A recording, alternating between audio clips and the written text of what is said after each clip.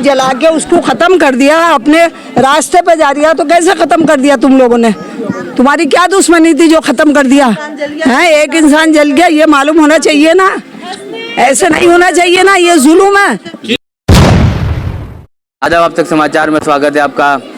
अहमदाबाद गुजरात के वायना जो गांव में जिस तरह से गाड़ी को जलाया गया, गौरक्षकों को कहा जा रहा है कि गौरक्षकों के द्वारा ये घटना को अंजाम दिया। एक शख्स जो है घायल था और हबीब कुरैशी को मौत का सामना करना पड़ा। आज हमारी टीम जो है हबीब कुरैशी के घर पर पहुंची है, जहां से इनके जनाजे को मूसा सुहाग ले जाया जाएगा, वहीं उन्हें सुपुर्द खाक किया जाएगा। परिवार के तमाम लोग शोक में है, गमजदा है और इनकी अम्मा का भी जो है इंतकाल हो चुका है। परिवार में इनकी चाची, इनकी भतीजी और उनकी बहनें जो है हमसे बात करने के लिए तैयार है। तमाम की आंखों में आंसू है और नम आंखों के साथ वो एक ही पुकार लगा रहे हैं कि हबीब कुरैशी जो हमारे चाचा है, हमारा भाई है, उनको इंसाफ मिलना चाहिए। आए दिन गौरक्षकों की तरफ से उनको जो है फ़ोन आया करते थे और उन फ़ोन कॉल्स को भी अगर पुलिस तपासे, और इनकी मांग ये भी है कि पुलिस जो इस तरह से सामाजिक तत्वों को पकड़ने में सक्षम और कामयाब होती है, तो ऐसे गौरक्षकों को क्यों पकड़ती नहीं जो हफ्ता वसूलती है गाय के नाम पर। और हबीब तो पिछले कई सालों से रोज़ का व्यापार करता था, जो उसकी गाड़ी में गाय का मांस भी पाया नहीं गया है। तमाम परिवार के लोगों से यही जो है अब इल्तिजा है इनकी कि हमें इंसाफ मिलना चाहिए। विधायक इमरान खेड़ावाला, ग्यासुद्दीन शेख पूर्व विधायक, तमाम पॉलिटिकल पार्टियां इस खबर को सुनते ही अस्पताल पहुंचती है हालचाल पूछने के लिए उस घायल व्यक्ति का। और आज सुपुर्द खाक किया गया है हबीब कुरैशी को। जनाजा में भी तमाम पॉलिटिकल लोग पहुंचे हैं। तो यही कहा जा सकता है कि इन तमाम राजनेताओं की तरफ से डीजीपी को भी जो है आवेदन दिए गए हैं, डीजीपी से रजूआत की है और गुजरात डीजीपी ने भी इन्हें आश्वासन दिया है कि इस मामले में तटस्थ तपास की जाएगी और जो भी कोई आरोपी होंगे उनको पकड़कर हबीब कुरैशी को इंसाफ दिलाया जाएगा। अब आने वाला वक्त ये तय कर पाएगा कि कब हबीब कुरैशी को, उनके परिवार को सही तरीके से न्याय मिलेगा। उसकी एक जवान बीवी जो है बेवा हो चुकी है, बच्चे नहीं थे, बच्चे यतीम होने से बचे हैं, लेकिन उसकी बीवी जो है बेवा हो चुकी है। परिवार गम में है, शोक में है और नम आंखों के साथ हमसे बात कर रहा है। मेरा देवर था, मेरे देवर को इंसाफ चाहिए। मेरी देवरानी बहुत तड़प रही है, उसका रोना नहीं देखा जाता सही हमारे से। कब पता चला? पूरा परिवार हमारा तड़प रहा है। हमें जो भी पता चला कि चाचा लापता है। उनकी वाइफ आई थी रोते रोते हमारे घर पे कि चाचा का पता नहीं चल रहा कहीं भी। सुबह कितने बजे पता चला? 8:30 बजे आई थी वो रोते कि फोन नहीं लग रहा, फोन नहीं लग रहा। अब कोई पता नहीं उनको धमकी देता, फोन पे क्या करता था, ये पैसे मांगता था, वो चले गए, उनका पता न दिया कहीं भी।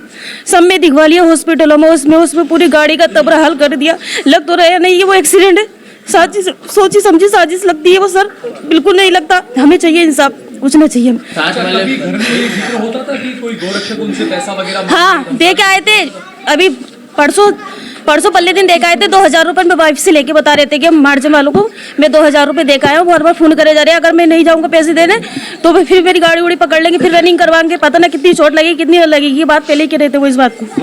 हाँ, इस बात को अपनी वाइफ से बोला था उन्होंने। ये बोला था कि नाम है कि ना पैसे देने सही रहे, उनको ना दूंगा तो फिर गाड़ी उड़ी गिरा देंगे, रनिंग करेंगे तो पता ना किस किस की चोट लगेगी, क्या पता मेरे लग जाए या उनके लग जाए मुझसे। बहुत परेशान करते हैं कि लोग काम धंधा नहीं करने देते, बस हर वक्त यही पैसा पैसा पैसा, उनके लिए पैसा ही सब कुछ हो गया। हाँ, गोरक्षक वाले बहुत परेशान करते हैं। हाँ, हमेशा पैसा, जो पैसा देता है उसकी गाड़ी नहीं पकड़ते और जो पैसा नहीं देता उसके पीछे पड़ जाते हैं। वो चाहते हैं बस उसको जान से ही मार दें। अब आपको क्या लगता है जो मोहम्मद बुरा की जो मौत हुई वो कैसे हुई है? हमें तो इनके हाथ लगता है, गोरक्षक वालों का पूरा शक हमारा गई है। ऐसा ना मरता कोई भी, एक्सीडेंट हो के पूरी लाश ही जल जावे, सर का पता ही न रहे, कोयला हो जावे, ऐसा नहीं लगता बिल्कुल भी सर। हमें लगता है कि मारा गया है हमारे चाचा को और हमें चाहिए इंसाफ। जैसे हमारी चाची तड़प रही नहीं, ऐसे तड़प के वो भी मरे, वो भी ऐसे मरे, उनके घरों में भी ऐसे हो गए। और ये मांस का कौन सा व्यापार करते थे वो तो आपको पता ही होगा। रोजड़े का मटन। अच्छा, जितने वक्त से ये व्यापार में है तो उनके साथ जुड़े हुए दूसरे लोगों से भी क्या गौरक्षकों द्वारा हफ्ते मांगे जा रहे हैं? सबसे मांगे जावे, जितने भी हमारे वाले काम करे, जो भी ये काम करे उनसे सबसे मांगे जाते हैं। वो देते हैं, ना देते हैं तो गाड़ी पकड़ लेते हैं, और नहीं देते तो गाड़ी उड़ी पकड़ लेते, पीछा करते, रनिंग करते हैं। फिर बतेरी बार हो चुका है ऐसे, सब पता है पुलिस वालों को भी। बेचारा पुलिस वाले कोई कुछ नहीं बोलते, ये मार्जिन वाले ही हैं जो भी कुछ बोलते हैं, क्या अपना आपको पुलिस पुलिस बताते हैं, इंसान को बर्बाद कर देते हैं पुलिस पुलिस बता के। और जो पैसा न देवे तो उनकी जान ही खाले में, ऐसे लोग हैं। और ये भी कहा जा रहा है कि लास्ट उसकी बीवी से बात हुई है बुरा भाई कितने बजे? इनकी 12 साढ़े 12 बजे के टाइम पे, हाँ कि मैं ठीक हूँ, मैं पहुँचने वाला जगह पे। जब तक वो ठीक, हाँ बिल्कुल ठीक थे। ये कम से कम हर्ष हुआन के साथ 4 साढ़े 4 बजे के आसपास वो घर को आ रहे थे लौट के, तब ये भी कहा कि मैं पहुंच गया हूं। हाँ जगह पे पहुंच गए थे, जगह का नाम नहीं बताया था कि मैं जगह पे पहुंच गया, मैं ठीक हूँ। फिर रिटर्न में आए तो इनकी वाइफ की आंख लग गई, मिस हो गई।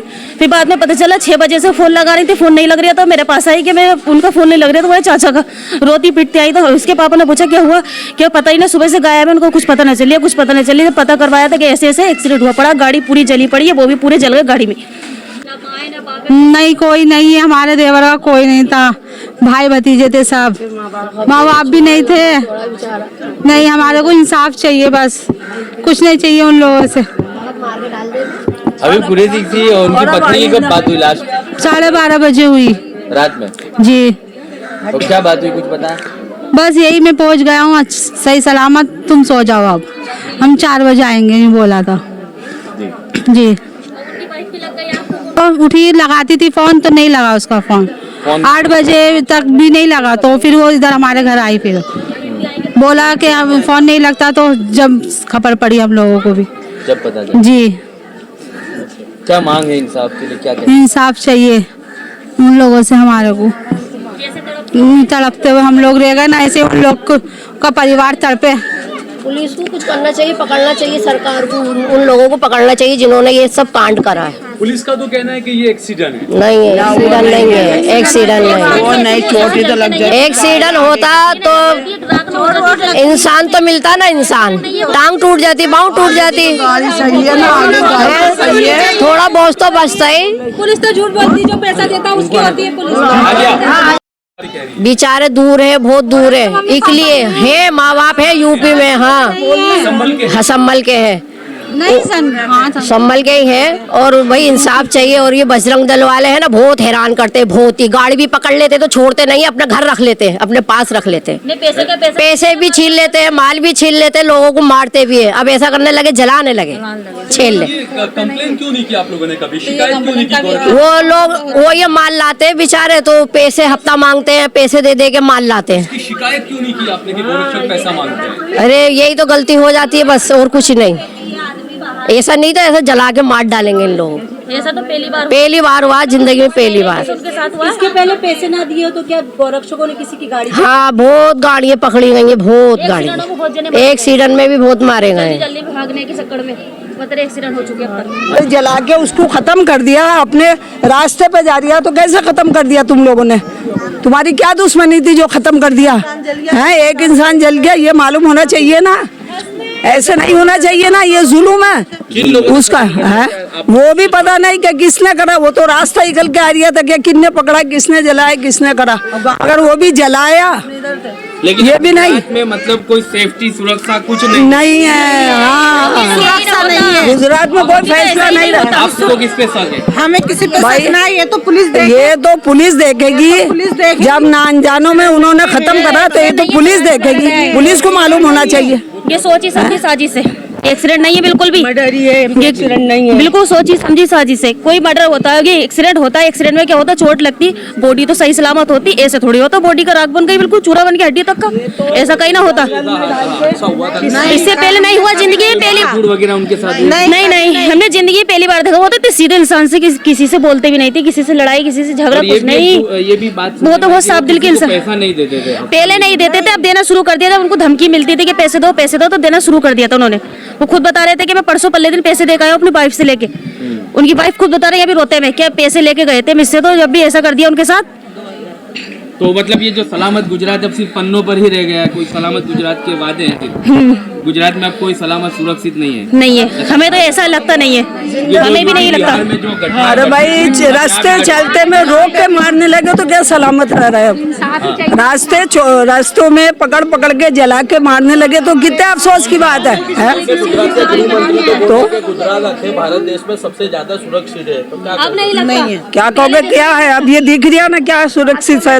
ये रास्ते में जला के मारने लगे हैं तो काय की है? ये बेवा हो गई वो जरा सारी उम्र की लड़की, उसका क्या देखोगे? है सरकार देख रही क्या? कोई और देख रहा? कौन देखता है उसका? अफसोस की बात है, ऐसा तो होना ही नहीं चाहिए ना भाई। साथ बहने हो, गरीब घर से, ना माँ ना बाप है, इनका तो कोई भी नहीं है भाई, इंसाफ चाहिए। काम जैसा उसको जलाया गया ना, इसी तरह उन लोगों के साथ भी होना ही चाहिए। होना चाहिए। इंसाफ चाहिए उसके साथ में। आज एक गया, कल को वो तो किसी दूसरे को मारेंगे। हमारे चाचा कैसे गए अच्छे खासे, कल परसों रात अच्छे खासे निकल के जा रहे हैं, पता भी ना कि कल को लौट के भी ना आएंगे घर को, ऐसा पता भी नहीं था। उनके भाई गए, हाँ गई थे, FIR होगी। गई। आप तक समाचार हमेशा रखे आपको आगे।